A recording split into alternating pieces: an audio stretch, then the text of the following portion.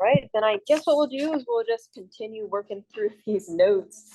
Hopefully we get done with them today, but we'll see. So these notes were about representing data using graphs. Remember that there's two types of data. One is called qualitative data, which dealt with like words. Quantitative data worked with numbers. In the first section that we just finished, we dealt with qualitative data. So just those like word type of questions. In the next section that we'll do today, we're going to be working with quantitative data. So numbers, how do we represent graphs? When our data consists of numbers, it gets a little bit more complicated than just like making a bar graph or making a pie chart. But I promise I'll try to make it as simple as possible so we're not getting too confused.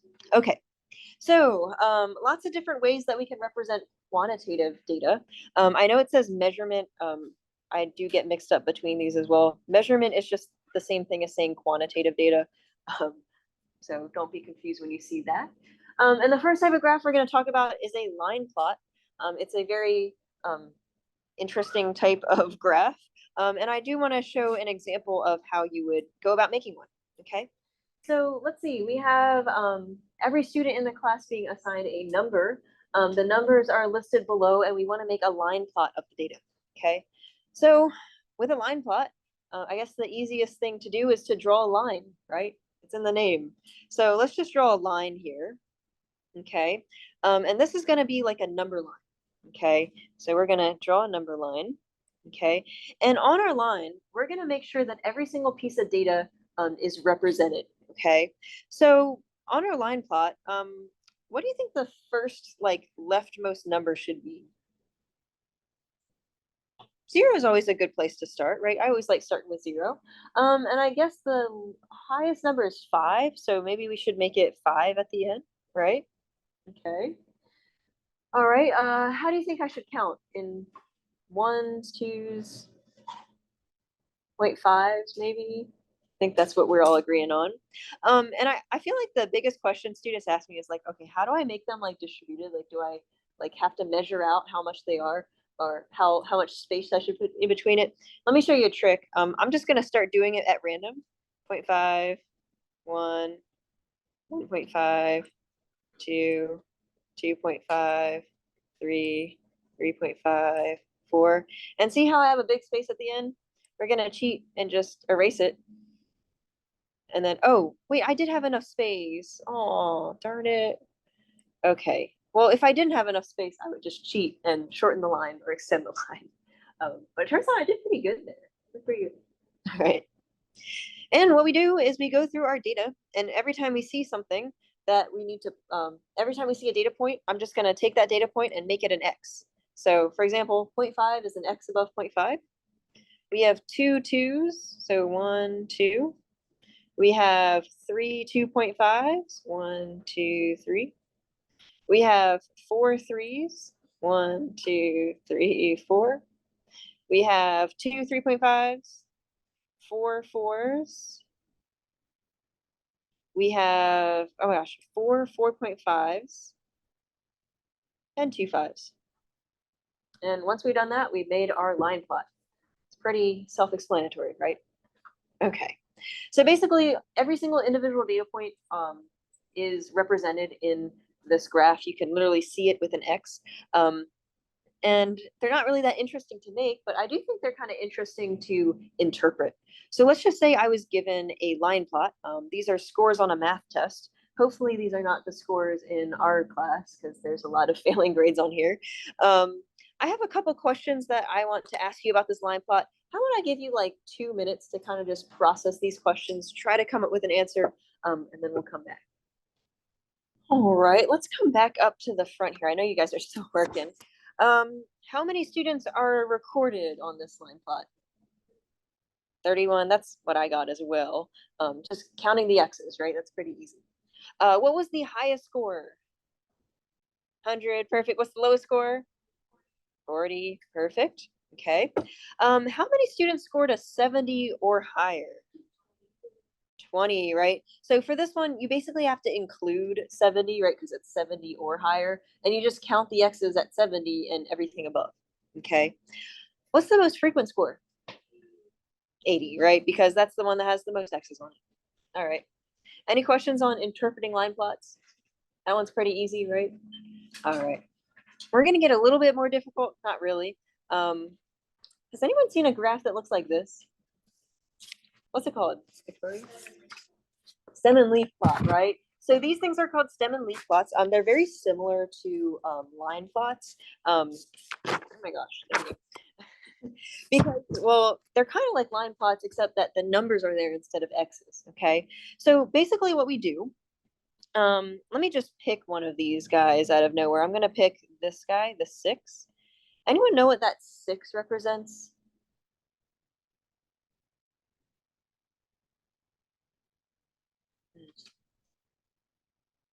Victoria? The ones place, okay? And then what would be in the other places of the number? The tens place or the stem, okay? So how you read this graph is if you see a number, let's just focus on the 6, okay? You're basically just gonna like combine the number together with the stem and the leaf. So the 6 in the row labeled 11 means 116, okay? And for example, this 7 here represents the number 87 because it's in the row with the stem 8, okay? What would the 7 in the 10 row represent? 107, right? Because you just combine the stem and the leaf together, stick them together, and then that becomes the number that we're looking at. Okay. Now, this is like a normal stem and leaf plot. I'm going to show you a different stem and leaf plot that is a little bit different, and I'll show you why. Okay. Let's focus on this guy. Okay. This stem and leaf plot is different because it comes with a key. Okay. If a stem and leaf plot doesn't come with a key, then you read it like the way I did above. Okay. But this key says that if I see a 5 on the left and the 4 on the right, it means 5.4. So this is just telling us that we're going to read it a little bit different. Okay. So for example, what would the 1 next to 6 represent? 6.1, right? So if the key tells you to do it differently, of course you'd read it differently. But normally what we do is we make a stem and leaf plot the way that we did above, and like the 6 next to 11 means 116. Okay. So there are some steps that I like to follow when I create a stem and leaf plot. I feel like creating these is a little bit confusing if you don't do it the way that I do it. If you want to do it a different way, it's totally fine. But I found a way to streamline this process and make it less confusing than it has to be.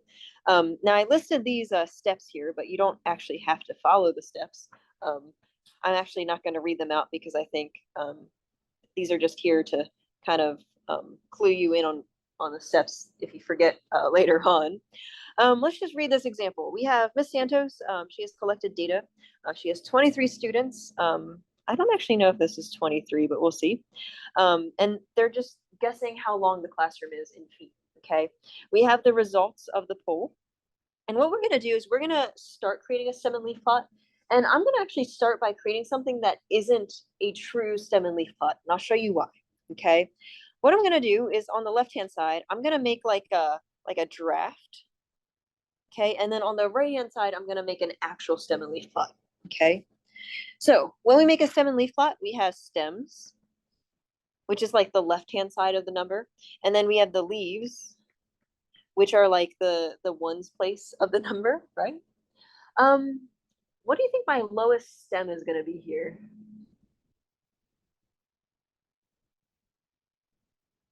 See 3, some 2. I think it's going to be 2 because there's a 20 somewhere in there, right? There's a 24. I don't even see it, but there's definitely a 2 in there. And then what we're going to do is we're just going to count up until we see the highest stem that we're going to go to. It looks like the highest stem is around 6, right? Because there's a 60. I don't see anything in the 70s. So I'm going to go 2, 3, 4, 5, and 6. Okay. Once I'm done that, I'm going to draw a line to separate my stems from the leaves so I don't get confused. Okay. And then I'm just going to go through my data and I'm going to like categorize them based on like where I think they should go. So for example, 35 would mean a 5 on the leaf side. Okay. 30 would have a 0 on the leaves under 3. 40, 0. Gosh. Okay. I'm going to take some time to do this. You can go ahead and try this on your own or copy what I'm doing. But I'm just going to go and categorize them where I think they should go. 45, 30, 55, 40. By the way, I have two 40s. Actually, I have more than that. Should I just put 1 0 or should I do multiple zeros? Multiple, good. Okay, we've got a 60, we've got a 40, we've got a 44, we've got a 42. Oh my goodness, why did I make this example so long? Oh my goodness, 42, 42, 40. Whew. Okay, I'm done. I'm gonna give you like a couple seconds to finish up. Okay, oh yeah. Does it have to like, so like it's bothering me that it's not like in order. Like, can we put it like, it's like that would not allow. Yeah, so like this one's not in order, right? If you take a look at the other 7-leaf plots on the past page, the numbers are in order. I actually told you that this is a draft, right? This is actually not a complete 7-leaf plot. And the reason it's not is because of what you just said. The numbers aren't in order. For something to be a 7-leaf plot, the numbers actually do have to be increasing in order. They can't just be like all random because this doesn't really help me look at the data, right? This doesn't help me that much as a 7-leaf plot with the numbers in order would do.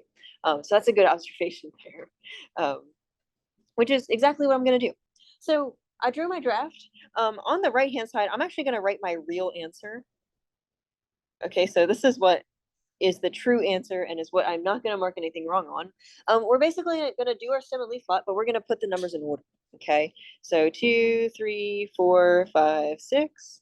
Okay, we got our stems, we got our leaves. Okay, and I'm just going to go through the rows and I'm going to write them in order. So I'm going to do a 4. We have 3 zeros, a 2, a 5, and a 6.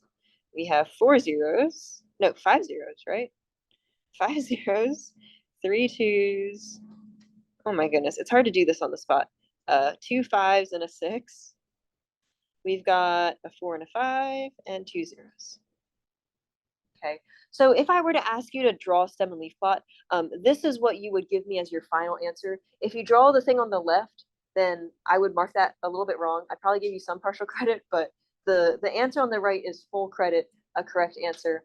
And personally, I like to do the draft first just to write it on the side, and then just do another one on the right, and then make sure that that's my final answer, than trying to do it all at once. Because, I mean, I can let you try it, but if you make a stem and leaf plot and try to do it all at once without doing the draft first, you might miss a number. You might get a little messed up going on. Hmm? Oh, what? I'm missing a 4. Oh, darn it. Where am I missing a 4? 44. Oh, goodness. I'm all getting on my high horse about why you should draw the draft first.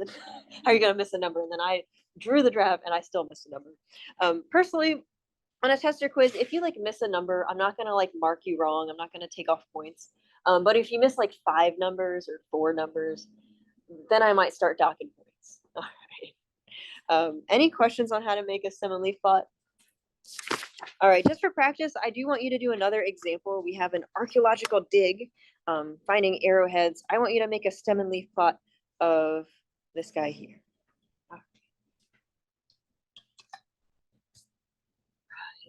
That was Anna, right? Yes. Okay, I'm getting better. We're gonna see.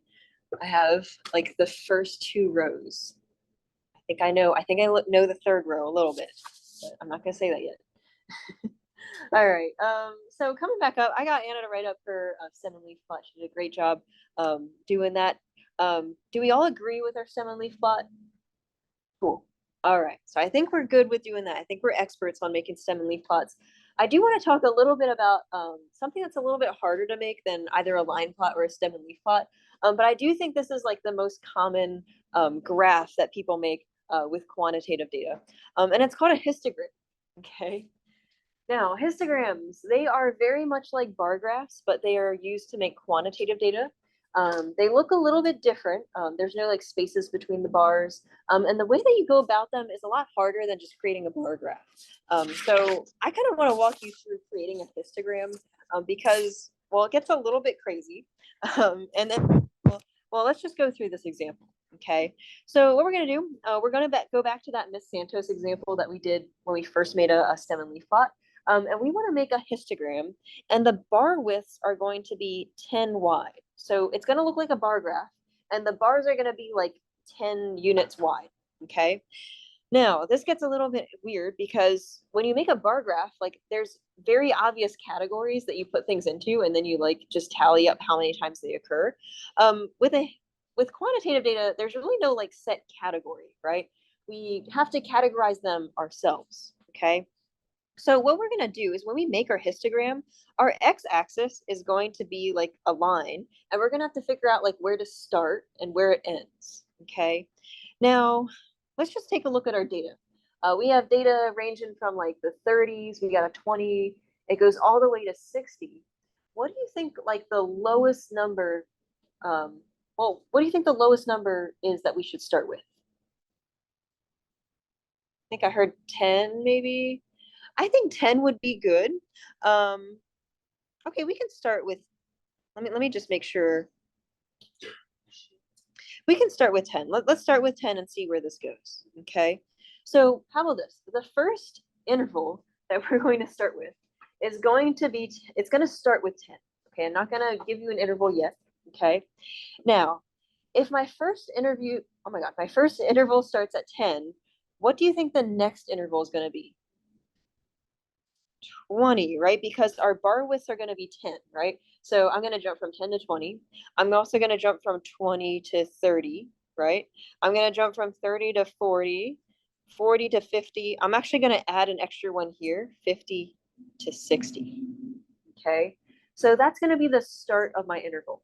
But remember, an interval is a range, right? So we're going to go 10 to whatever, 20, 30, 40, 50, 60. Okay. Now, would it make sense for me to have the first interval go to 20?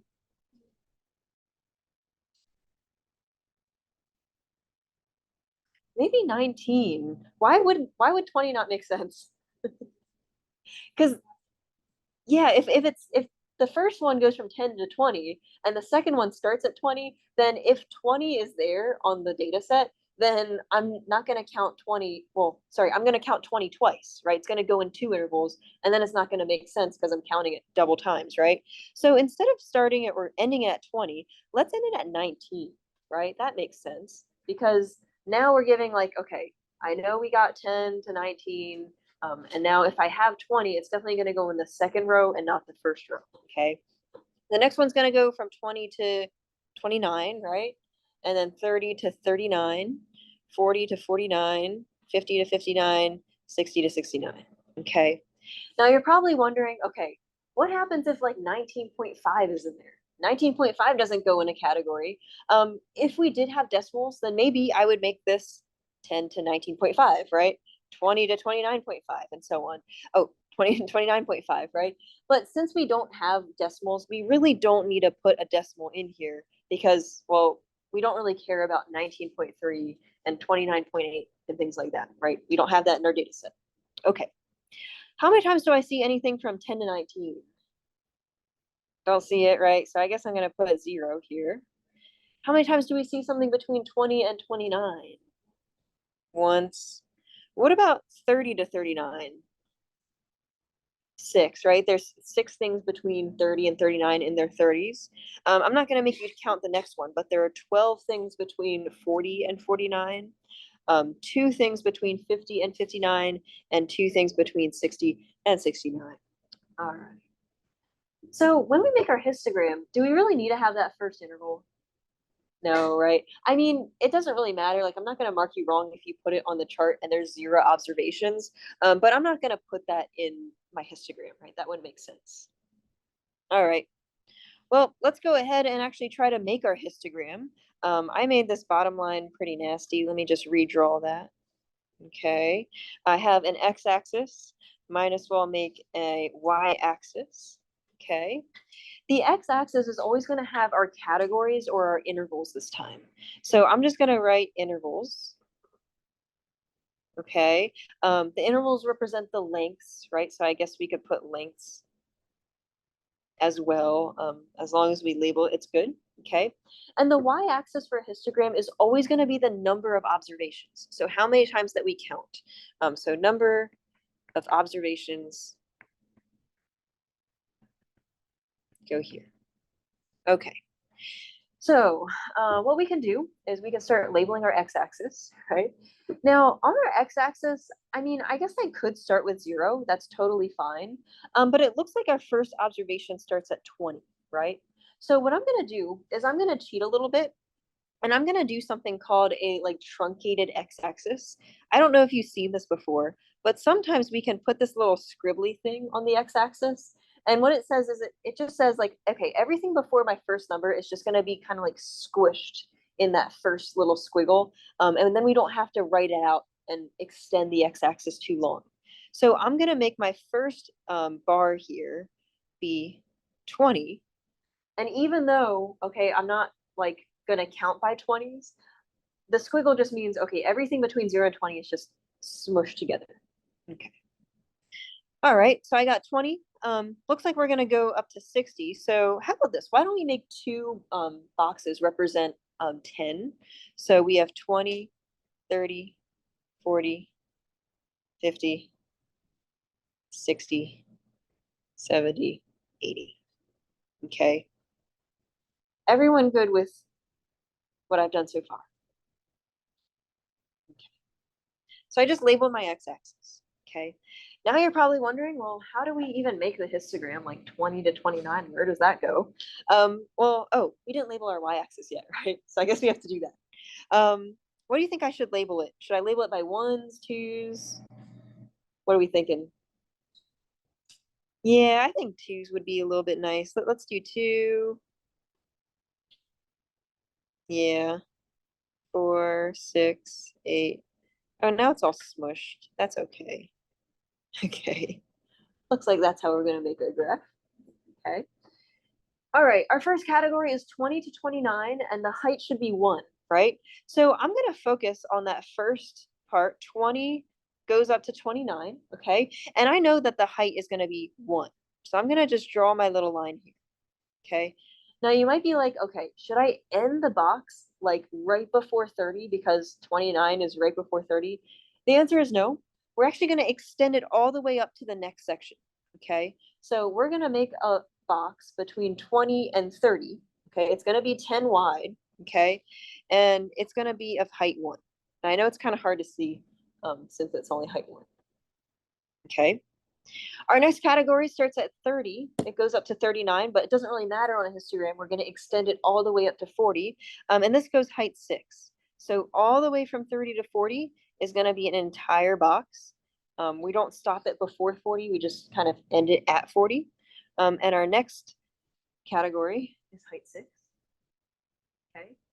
Same thing for 40 to 49, height 12. Oop, meant to make it here. We are going to extend that line all the way up to 50 and make our next box. Okay. 50 to 59, we have 2. So we're going to do that. And then our last box is also 2. And we're going to extend that all the way up to 70 instead of stopping like before 70. Okay. So what we've done is we've made a histogram where the width of each rectangle is 10, because that's what the question asked us to do. And yeah, all right. One thing to notice about histograms is, you know, when we make a bar graph, we make sure that we have like spaces between the bars. Histograms should never have a space between the bars. Okay, so let me actually just write that out here. No spaces between bars. Okay, the whole idea of a histogram is that each category kind of like flows into the other, right? So 20 flows into 30, and then 30 just starts and it flows into 40. 40 flows into 50, and so. All right. Any questions on making a histogram? All right, we have a little bit of time before we can start our quiz. The next example is our archaeological dig example. We have bar widths equaling 10. I don't know if we'll make it to making the histogram, but how about you take the next couple of minutes? I want you to at least do the interval of values. Maybe count the number of observations, and if you do have time, start making your histogram. All right.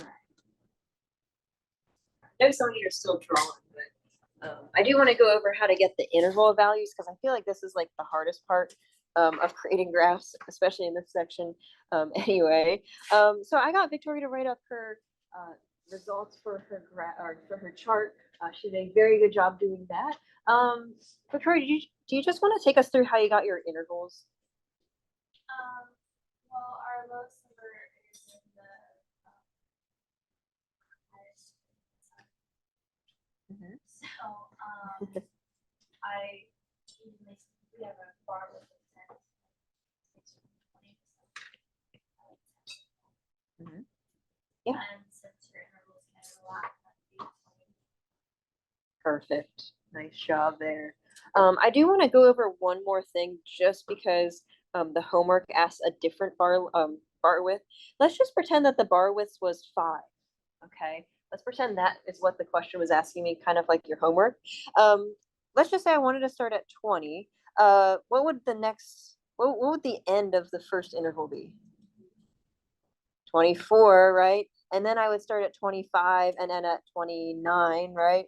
And then I'd go from 30 to 34 and so on, okay? So same idea, you're just adding a different number. Just make sure that those bars don't overlap. So you don't want to go from 20 to 25, for example, and then start the next one at 25. That would not be a good way. One other thing that I get a lot is you can always start at a different number. Like you didn't have to start at 20, you could start at 21. But I think it just looks a little bit neater if you start like in like a, I don't know, 20 or 10, or even like 25 maybe. If you start at 21, then like it kind of just gets confusing if you add 10 to it. I would mark it right, but you'd make me mad because then I'd have to go and check to see if you're right, which is not fun. All right. Any questions on making histograms?